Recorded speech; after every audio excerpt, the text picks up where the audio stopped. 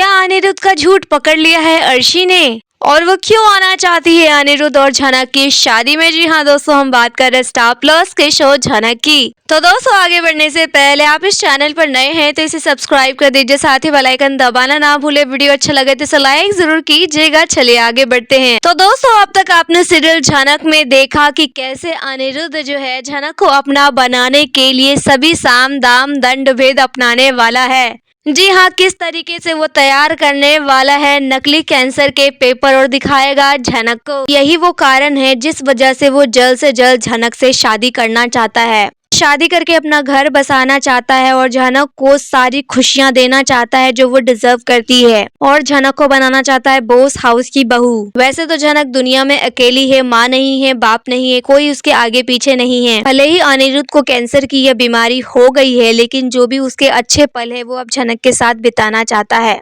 और जब झनक उससे शादी कर लेगी तो जो भी यहाँ पे अनिरुद्ध के पास खुशियां हैं, इज्जत है, दौलत है, शोहरत है, वो झनक के नाम कर देगा, ताकि उसे इस बात की चिंता ना हो कि अगर मैं इस दुनिया से चला भी जाऊंगा तो झनक के पास पैसे तो होंगे। जो भी उसके पास है वो अपनी पत्नी झनक के नाम कर देगा। वल दिखाया तो ऐसे ही जाएगा कि अनिरुद्ध को कैंसर हो चुका है, सब लोग बहुत ज्यादा टेंशन में आ जाएंगे, झनक काफी ज्यादा फिक्र करने लगेगी। लेकिन रियलिटी ये होने वाली है कि अनिरुद्ध को जो कैंसर है ना, वो नकली कैंसर है। मतलब रियल में उसे कोई कैंसर वेंसर नहीं होने वाला, वो कैंसर होने का नाटक करने वाला है। जी हाँ, खबरें ऐसी आ रही है कि अनिरुद्ध अपने फ्रेंड के पापा से मिलने के लिए जाते हैं जो कैंसर के पेशेंट हैं। अब उनकी एक रिपोर्ट जब आती है तो अनिरुद्ध उसे देखता है और अपने फोन से फोटो क्लिक कर लेता है, और आप देखने वाले हैं उसी रिपोर्ट को वो एडिट करके अपना नाम और इन्फॉर्मेशन डाल देता है, ताकि ये रिफ्लेक्ट हो कि इसमें कैंसर के जो स्टेज हैं, कैंसर से होने वाली और कौन कौन से प्रॉब्लम्स हैं, वो सब अनिरुद्ध के नाम पे चढ़ जाए। और ये रिपोर्ट वो शो करने वाला है झनक को। झनक को करने वाला है इस रिपोर्ट से इमोशनल ब्लैकमेल। देखो झनक, अब मैं कुछ ही समय का मेहमान हूँ, मुझे कैंसर हो गया है, अब ये कभी भी ठीक नहीं होगा, तो मेरे जो भी बचे कुछ समय है मैं तुम्हारे साथ बिताना चाहता हूँ, मैं तुमसे शादी करना चाहता हूँ, क्या तुम मुझसे शादी करोगी? अब दोस्तों, अनिरुद्ध जब जब बीमार पड़ता है तो झनक कैसी दौड़ी भागी चली आती है, उसको कोई होश खबर नहीं होता, उसे बिल्कुल भी फर्क नहीं पड़ता कि कौन उसके बारे में क्या कह रहा है, कौन उसकी इज्जत की धज्जियां उड़ा रहा है। वो सिर्फ और सिर्फ अनिरुद्ध के बारे में सोचती है, उसी की फिक्र करती है। तो जब अनिरुद्ध को कैंसर हो जाएगा तो झनक जो बड़ी बड़ी बातें कर रही है, अर्शी दीदी, वो सब कुछ वो भूल जाने वाली है और तुरंत हाँ कह देगी कि हाँ सर जी, जो आपकी आखिरी ख्वाहिश है मैं उसे पूरा जरूर करूंगी, मैं आपसे जरूर शादी करूंगी और हम अच्छे से जिंदगी बिताएंगे। तो दोस्तों, यहाँ अनिरुद्ध जो है जानबूझकर दिखाएगा कि मैं काफी ज्यादा बीमार हूँ, और साथ ही वो रिश्वत भी देने वाला है डॉक्टर को, ताकि डॉक्टर भी उसके इस नाटक में साथ दे। अब अनिरुद्ध के ऊपर फितूर चढ़ चुका है कि मुझे झनक को किसी भी हालत में पाना है, मतलब अब झनक को खुद से दूर नहीं जाने दूंगा। झनक जो है मुझे बार बार ऐसे छोड़ के चली जाती है, तो मुझे झनक को अपने साथ रिश्ते में बांधना होगा। मैं झनक को अपनी पत्नी बनाना चाहता हूँ और साथ ही उसे वो सारी खुशियाँ देना चाहता हूँ जो वो डिजर्व करती है। बार बार हम दोनों के बीच में अर्शी का नाम लेकर हमारे रिश्तों को और खराब करना चाहती है, इसलिए मैं अर्शी को डाइवोर्स दे दूंगा। मेरी कैंसर की बात सुनकर वो काफी इमोशनल हो जाएगी और शादी के लिए हाँ कर देगी। और रही बात मेरे परिवार की, तो वो भी तो मेरे से बहुत प्यार करते हैं, जब मैं उनके सामने अपनी आखिरी ख्वाहिश रखूंगा तो वो भी हाँ कर देंगे, उन्हें भी मानना होगा।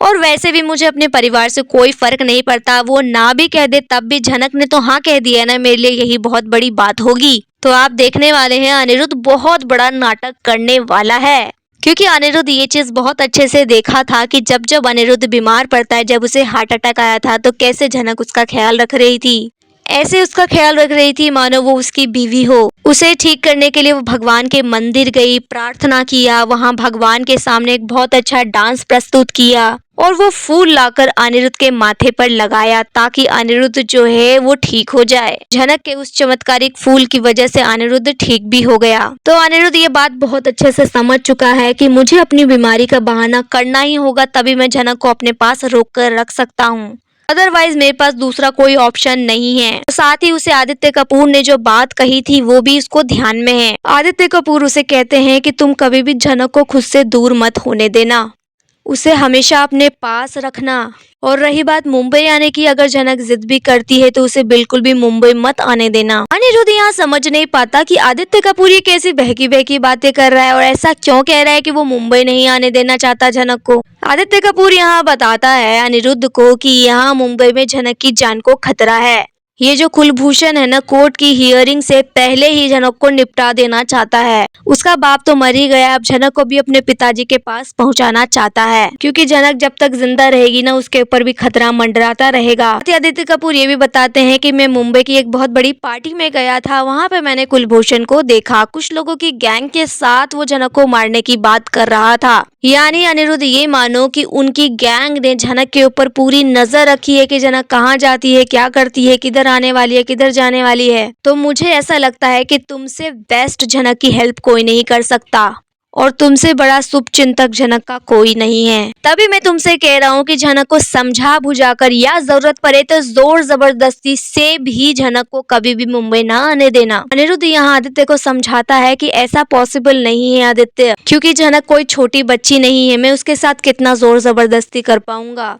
वो बार बार जिद पकड़ के बैठ जाती है कि मुझे जाना है, मुझे जाना है, मैं मुंबई चली जाऊंगी, मुंबई चली जाऊंगी। मैंने अभी तो उसे समझा बुझा कर अपने पास रख लिया है, लेकिन कब तक मैं ऐसा करूंगा मुझे समझ में नहीं आ रहा। तो यहाँ आदित्य कपूर भी अनिरुद्ध को कहते हैं कि तुम तो जनक से प्यार करते हो ना, और वो भी तुमसे प्यार करती है, तो तुम लोग साथ क्यों नहीं रहते? हमेशा एक दूसरे का हाथ थाम लो। मैं ये भी जानता हूँ कि तुम्हारा अर्शी के साथ अच्छा रिलेशन नहीं है, तो अपने रिलेशन अब जनक के साथ बिल्ड करो। अब तुम देखो, तुम्हें साम दाम दंड भेद जो भी अपनाना पड़े, तुम्हें जनक की जान बचानी है, उसको हमेशा अपने पास रखना, इधर मत आने देना।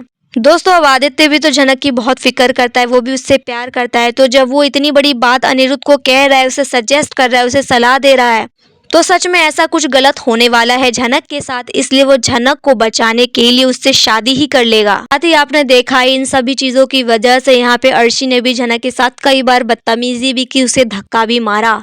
तो यहाँ पे अर्शी के मन में जनक के लिए कितनी ज्यादा नफरत बढ़ चुकी है अनिरुद्ध बहुत अच्छे से समझ गया है।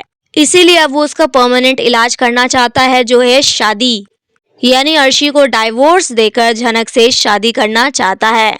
और अर्शी ने भी तो कह ही दिया अनिरुद्ध को कि अब मैं तुम्हारे साथ ही नहीं रहना चाहती, तुम बहुत दोगले इंसान हो, तुमने कभी भी अपनी रिस्पॉन्सिबिलिटी ली ही नहीं है, एक पत्नी के होते हुए दूसरी लड़की का चक्कर चलाते हो। तो इसलिए जो है वो हमेशा के लिए अनिरुद्ध को छोड़ के जाने वाली है, और साथ ही बहुत बड़े सरप्राइज के साथ उसके जिंदगी में एक धमाका करने के लिए भी आने वाली है।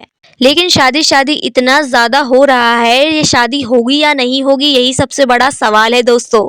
अनिरुद्ध तो यहाँ जी जान लगा चुका है जनक को अपना बनाने के लिए। आप यहाँ देखेंगे कि अर्शी इस बार घर छोड़ के जब जाने लग जाती है, तो फिर वो अनिरुद्ध से कहती है कि तुम मुझे अपनी शादी में बुलाओगे या नहीं, क्योंकि तुम तो जिंदगी में पहली बार शादी कर रहे हो ना, पहले तुमने कभी शादी ही कहाँ की थी। अनिरुद्ध को ताना मारते हुए अर्शी इस तरीके की बातें करती है। यहाँ बोडो माँ भी जनक को समझाती है कि ये शादी ना करो। बोडो माँ सब भी अच्छे से जान गई है कि अनिरुद्ध जनक एक दूसरे से प्यार करते हैं, लेकिन अगर जनक ने ये शादी कर ली तो उसकी जिंदगी जहन्नुम बन जाएगी। तो जनक की जिंदगी और बर्बाद ना हो, वो इस घर में अगर रह गई बहू बनकर, तो ये लोग उसे जीना हराम कर देंगे। तो वैसे देखा जाए तो बोडो माँ भी इस घर की बहू है, इतना काम करती है, लेकिन फिर भी लोग उनको इज्जत नहीं देते।